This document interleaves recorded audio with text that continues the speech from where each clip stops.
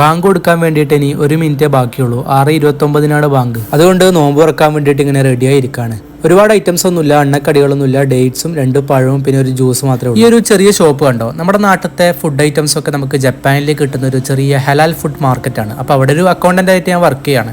അങ്ങനെ ഇതാ നമ്മളെ ബാങ്ക് കൊടുക്കാൻ ഏകദേശം ടൈമായി, 29 അങ്ങനെ ബാങ്ക് കൊടുത്തു. ഫൈനലി ബാങ്ക് കൊടുത്തപ്പോൾ നമ്മൾ ബിസ്മിയും കൂട്ടിയിട്ട് നോമ്പ് തുറന്നു. ജപ്പാനിൽ ഇവിടെ നമ്മൾ നോമ്പ് കുറിക്കുമ്പോൾ നാട്ടിൽ ഏകദേശം ഒരു വൈകുന്നേരം ഈവനിങ് ടൈമാണ്, അതായത് ഒരു 3 മണി, ഒരു 3:30 മണിക്കൂറൊക്കെ കുറവാണ്. ഈ ഒരു ഡ്രിങ്ക് കണ്ടോ, ഇത് ജ്യൂസ് അല്ല, ബനാന ഷെയ്ക്കാണ്, നല്ല തിക്കായിട്ടുള്ളൊരു ഡ്രിങ്കാണ്. അപ്പം ദാഹം മാറ്റാൻ വേണ്ടിയിട്ട് ഞാനത് കുടിച്ചു.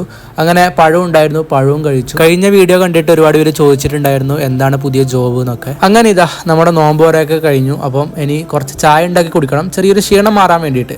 അങ്ങനെ നമ്മുടെ ഷോപ്പിൻ്റെ അകത്ത് തന്നെ ചെറിയൊരു റൂമുണ്ട്, അവിടുന്ന് നമ്മൾ ചായ ഉണ്ടാക്കാമെന്ന് വിചാരിച്ചു. ആദ്യം ചൂടുവെള്ളം വെച്ചു. അപ്പോൾ വെള്ളം ചൂടാൻ വേണ്ടിയിട്ട് കുറച്ച് സമയം എടുക്കും. അപ്പം ഗ്ലാസ്സിലേക്ക് നമ്മൾ പഞ്ചസാരയൊക്കെ ഇട്ടിട്ട് അതിലേക്ക് ടീ ബാഗ് ഇട്ടിട്ട് നമ്മൾ വെയിറ്റ് ചെയ്തു. അങ്ങനെ വെള്ളമൊക്കെ ചൂടായി. അപ്പം ഗ്ലാസ്സിലേക്ക് ചൂടുവെള്ളം വെച്ചിട്ട് നമ്മൾ ടീ ബാഗ് ഇട്ടിട്ട് കട്ടൻ ചായ ഉണ്ടാക്കിയിട്ട് കുടിച്ചു. ഫൈനലി ഇതാ ചായ ഒക്കെ കുടിച്ചു, നിസ്കാരമൊക്കെ കഴിഞ്ഞു. പിന്നെ അതിനുശേഷം കുറച്ച് കസ്റ്റമേഴ്സ് വന്നിട്ടുണ്ടായിരുന്നു, അതായത് ഈ നോമ്പ് തുറന്ന് കഴിഞ്ഞിട്ട് പണിയൊക്കെ കഴിഞ്ഞിട്ട് പോകുന്ന കസ്റ്റമേഴ്സൊക്കെ ഉണ്ടാവും.